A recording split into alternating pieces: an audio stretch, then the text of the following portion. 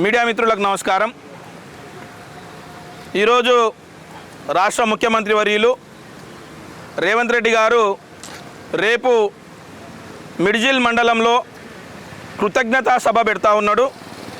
నిజంగా ఆయనకు ధన్యవాదాలు.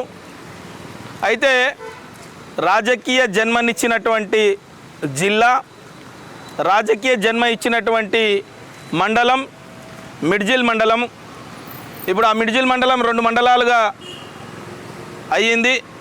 2 మండలాలు, ఒకటి మిడ్జిల్ మండలం, అందులో భాగంగానే ఊరుకొండ మండలం అయింది.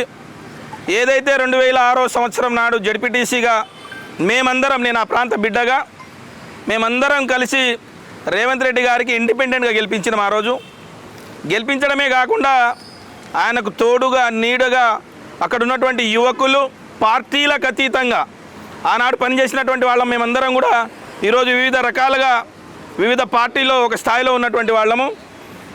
దురదృష్టం ఏంటంటే కృతజ్ఞత సభ పెడుతున్నాడు, చాలా సంతోషం. కానీ కృతజ్ఞత సభ పెట్టే ముందు అక్కడ ఉన్నటువంటి యువకులు, రైతులు, ఆ పట్టణ ప్రాంత ఆ గ్రామీణ ప్రాంతాలకు సంబంధించినటువంటి ఆ గ్రామాలు కానీ తాండాలు కానీ మిడ్జిల్ మండల పరిధిలో ఉన్నటువంటి ఊరుకొండ మండల పరిధిలో ఉన్నటువంటి గ్రామాలకు ఇప్పటికీ కూడా కనీస సౌకర్యాలు లేవు. రాష్ట్ర ముఖ్యమంత్రిగా మీరు అభివృద్ధి చెందిర్రు. ఏదైతే నీకు రాజకీయ జన్మ పెట్టిందో ఆ మిడ్జిల్ మండలం ఇంకా అభివృద్ధికి ఆమడ దూరంలో ఉంది. అందుకొరకే గౌరవ ముఖ్యమంత్రి గారికి రిక్వెస్ట్ చేస్తూ ఉన్నాం, రేపు మీరు జరగబోయే ఏదైతే కృతజ్ఞత సభ ఉందో ఆ కృతజ్ఞత సభలో మీరు ఆ మండలానికి ప్రత్యేక ప్యాకేజీ ఏమన్నా ఇస్తున్నారా? ఇవ్వకపోతే వెంటనే ఆ మండల పరిధిలో ఉన్నటువంటి అన్ని గ్రామాలకు కనెక్టివిటీ రోడ్డు, అన్ని తాండాలకు కనెక్టివిటీ రోడ్డు, అదేవిధంగా ప్రతి తాండాకు మంచినీరు, ప్రతి గ్రామానికి స్వచ్ఛమైన మంచినీరు, ప్రతి తాండాకి సంబంధించినటువంటి ఏవైతే అండర్ డ్రైనేజ్ మోరీలు కానీ ప్రతి ఒక్కటి కూడా పెట్టమని చెప్పేసి రిక్వెస్ట్ చేయడానికే ఈరోజు ఈ ప్రెస్ మీట్ ద్వారా మిమ్మల్ని తెలియజేస్తూ ఉన్నాం.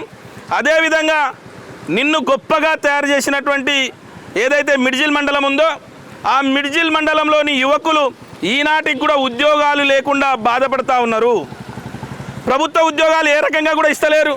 కనీసం అక్కడ పరిశ్రమలు పెట్టి, రేపు మీరు ఆ ప్రాంతానికి వెళ్తున్నారు కాబట్టి కొత్త పరిశ్రమ ఏమైనా పెట్టి అక్కడ ఉన్నటువంటి యువతకు ఉద్యోగాలు ఇవ్వాలని చెప్పేసి విన్నవించుకుంటూ ఉన్నాం. అదే రకంగా అక్కడ ఉన్నటువంటి తాండాలకు హెల్త్ సెంటర్లు లేవు. కనీసం డాక్టర్లు పోయి వాళ్ళకు గోళీ బిల్ల, మందు బిల్ల, జ్వరం బిల్లలు ఇచ్చే పరిస్థితి లేదు. కాబట్టి అక్కడ ఉన్నటువంటి తాండాలకు కానీ గ్రామీణ ప్రాంతాలకు కానీ కనీసం ఒక డాక్టర్లను మీరు అపాయింట్ చేయండి.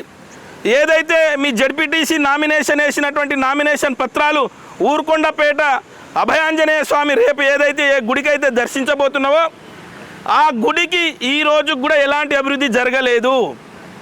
ఆ గుడిని ఏదైతే అభయాంజనేయ స్వామి గుడి ఉందో ఆ గుడిని బ్రహ్మాండంగా తీర్చిదిద్దడానికి మీరు ముఖ్యమంత్రి స్థాయిలో ఆ గుడికి ఓ 50 కోట్ల రూపాయలు మంజూరు చేయమని చెప్పేసి రిక్వెస్ట్ చేస్తావు నా ప్రాంత బిడ్డగా. ఆనాడు నీతో కలిసి అడుగులో అడిగేసినాం.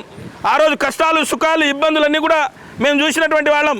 నిన్ను జడ్పీటీసీగా, ఎమ్మెల్సీగా, ఎమ్మెల్యేగా, ఎంపీగా, ఈరోజు మళ్ళీ ఎమ్మెల్యేగా చేసి ముఖ్యమంత్రి చేసినటువంటి ఆ గడ్డ ఖచ్చితంగా మీరు మిడ్జిల్ మండలానికి ప్రత్యేక దృష్టితో చూసుకొని అక్కడ ఉద్యోగాల కల్పన, రోడ్ల కల్పన, కరెంటు, పరిశ్రమలు, ప్రతి ఊరికి మౌలిక సదుపాయాలు కల్పించాలని చెప్పేసి కోరుతా ఉన్నాం.